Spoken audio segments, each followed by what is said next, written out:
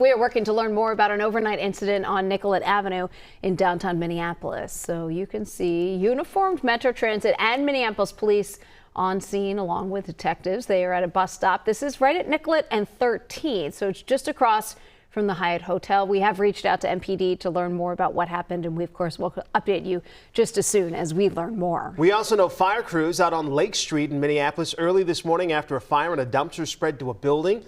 All this went down around 3 a.m., not far from the intersection of Lake and Bryant. There are businesses on the first floor and apartments on the second floor. We do know no one was hurt, but we are still working to figure out how that fire started.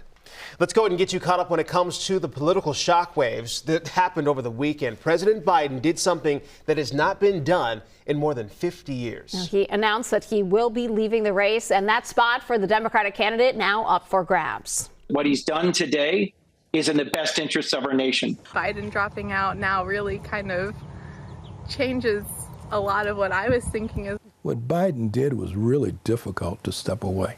He's given his whole life for running, to serving his country.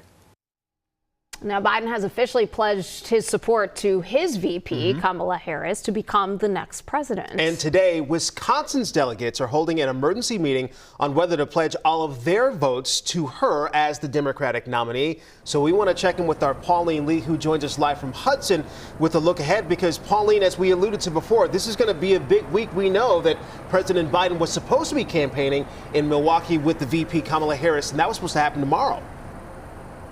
Yeah, that's right. And Wisconsin's 95 delegates, they are supposed to travel to Chicago in less than a month from now. So, you know, it's not a lot of time to decide who to pledge all of their delegates to. That process really starts today.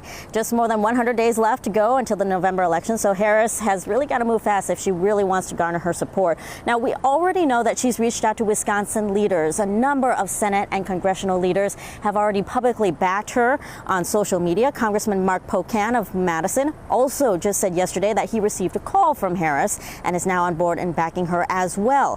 But still a long way to go until November 5th. One Wisconsin delegate we talked to says he's optimistic about Harris now running for president, but would also be interested to see if any other candidates would want to throw their names into the presidential race. She's got spunk. She's somebody who I can see catching fire and somebody who I can see who's going to energize the Democratic Party. Right. I would want to see if other people are interested. Yes, because that's democracy. We look at the field of candidates, don't we? And then we make our choice from a field of candidates. Right now, this is an open field. Now, as we mentioned, Harris is expected to be back here in Wisconsin less than a few days from when the RNC just wrapped up in Milwaukee. She was supposed to be in Milwaukee for a presidential campaign visit with President Biden.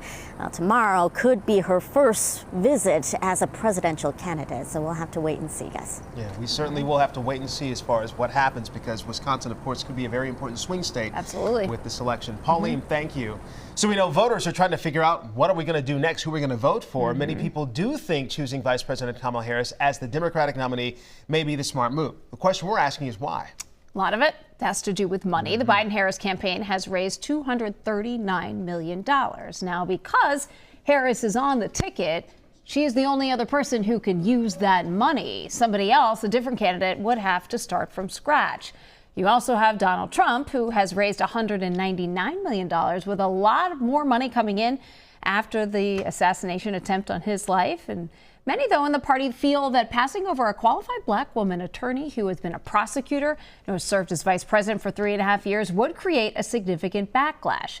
But that doesn't mean she will for sure get the nomination. Yeah, someone else could declare they are running, and the party would have to deal with that as well. That someone might be J.B. Pritzker, the billionaire governor of Illinois, who has not endorsed Harris. All 3,800 delegates to the convention are essentially now free agents. Technically, they could vote for whomever they want, but many have already spoke out in support of the vice president. Now, what's not clear is what the timeline of Harris or another candidate taking over the ticket, what that would look like. And nobody knows this because it's never happened this late in an election cycle. So back in 1968, President Lyndon Johnson had dropped out in March of that election year. Well, this year, the Democratic National Convention will be held August 19th through the 22nd. Now, here in Minnesota, early voting begins on September 20th. And Senator Amy Klobuchar says that Democrats cannot begin fighting amongst themselves if they want to win. CBS News asked her if she thinks this can be turned around in a short time. I do, and I think that one of the reasons that people are consolidating behind Kamala Harris is not just because of her experience, it's also that we have to be realists here. You can't just look at the rearview mirror and say who said what and why did this happen and what happened then. I mean, it is time to move forward united as a party. So that's the first thing. I think the second is the choice for vice president. It's going to be a little bit of a speed dating situation. And of course, she knows most of these leaders already. So many politicians, including some other major lawmakers from Minnesota, have spoken out to endorse Harris as president. Minnesota politicians like Minnesota DFL Chair Ken Martin and Congresswoman Ilhan Omar have come out to endorse the vice president. And Democratic heavyweights like AOC, Elizabeth Warren, Transportation Secretary Pete Buttigieg, and Bill and Hillary Clinton have also thrown their support behind Harris. I fully support Kamala Harris. And in fact, she's been trained by the best. Joe Biden was a vice president himself, and so she probably had the best mentor.